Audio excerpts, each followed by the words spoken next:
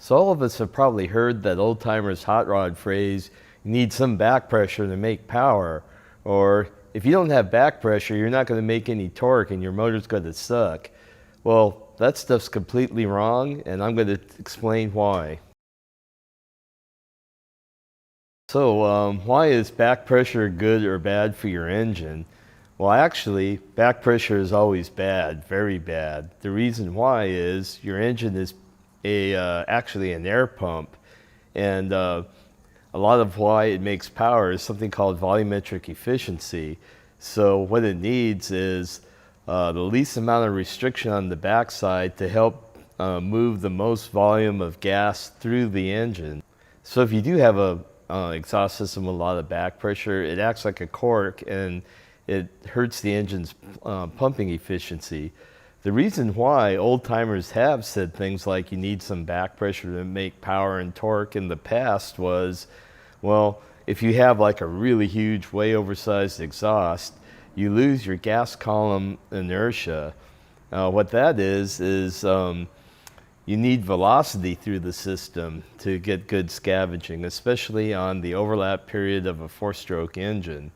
So the trick is to get as much velocity through the exhaust with as little back pressure as possible. A lot of that is in the correct sizing of the tubing for your engine. A lot of engines have pretty small exhaust tubing. So some of the things that you want to do to increase your velocity and reduce back pressure is to have nice smooth mandrel bends. Smooth mandrel bends, no neck downs, straight flow through and through. This is going to have a minimum of back pressure and really good velocity. Like maybe the hackmo way is to put some big pipe. Of course, with a big pipe, the back pressure will be very low, but the velocity will be poor. Now, the reason why velocity helps is the moving gas column down your exhaust has inertia, and the engine is like a pulsating hot gas generator. So when you have the volume of gas going down the exhaust pipes, when it's at high velocity, it kind of creates a rarefaction at the exhaust valve during the overlap cycle, and it helps move the fuel-air mixture through the motor. Now, if you didn't have that velocity, like you would get stagnation and you wouldn't have such good scavenging because you wouldn't have the rarefaction at the exhaust valve when we're on overlap. You get back pressure, they start getting what's called reversion in the cylinders. This means incomplete scavenge. There's hot exhaust gas left in the cylinder doesn't cool well, and you get detonation.